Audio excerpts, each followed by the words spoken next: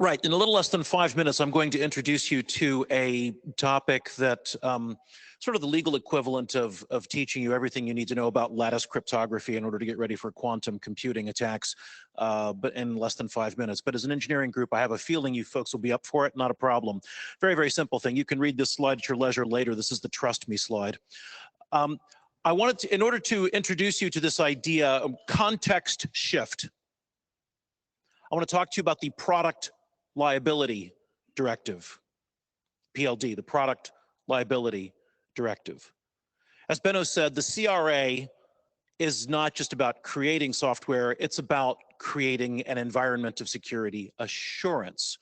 It's the cost and process of chasing that little CE label. Who's required to do it? How much will it cost? How difficult will it be? What I'm going to talk about now, Product Liability Directive, is about who gets stuck with the bill, civil liability, lawsuit liability, when something goes wrong and a person is injured or killed. So to do that, I'm going to introduce a hypothetical. I'm going to do what lawyers do. I'm going to tell you a pretend story. This isn't a real story, thank God, but one day it will be. About 7 persons, 2 pieces of software, 1 car, and 1 victim.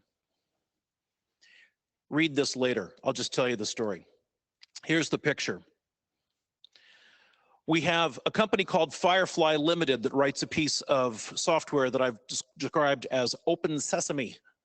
It's a cryptographic unit designed to authenticate users. They live in Fredonia. There's a company called Bravo Bits Limited that writes a piece of software called Bravo Drive that translates user inputs to control surfaces. It's fly-by-wire type software for automobiles. And they incorporate Open Sesame into Bravo Drive. They live in England. Third person, Einstein Motors Incorporated lives in California. They build cars and they take Bravo Drive software, which also incorporates Open Sesame software, and put it into the car. Exotic Imports Limited lives in Ireland. They import the car. Someone named Johnson lives in Ireland. He buys the car. Someone named Victim lives in Ireland and gets hit by the car. Why hit by the car? Because someone named Dennis Dastardly, who lives in Mauritania, hacks into the car using a zero-day exploit because of a coding mistake made by Firefly. That's the picture. The question is, what happens next? We get a forensic expert report that said the reason this zero-day existed was because of a coding error made by Open Sesame in the first small piece of software. Misplaced semicolon results in a zero-day exploit. That doesn't sound at all familiar. That's never happened, has it? In the history of security software. Firefly, everybody else in this chain is very careful in terms of who they select, how they build, how they do quality assurance. Everyone's very, very careful. And the hacker, well, he gets hit by a bus, he's broke. In my law school exams, I teach technology folks in cybersecurity about law and regulation. I've been doing that for 23 years. I always have the hacker gets run over by a bus or killed, or in this case, I think killed in a paragliding accident. I changed this. Here come the lawsuits. 2 more slides, very dense, but only one change. This is the only thing you'll see for the rest of my little blurb. The law as it exists today, if you think of lawyers and lawsuits as an attack vector, your exposure to a lawsuit, think of that as your attack surface. 2 main paths of attack that someone representing the victim will take. They'll sue you for negligence, or they'll sue you for having supplied a defective product that resulted in death or personal injury or damage to personal property. 2 different types of attack vector. And as you can see from this slide, basically nobody today gets tagged with negligence liability for the story that I just told.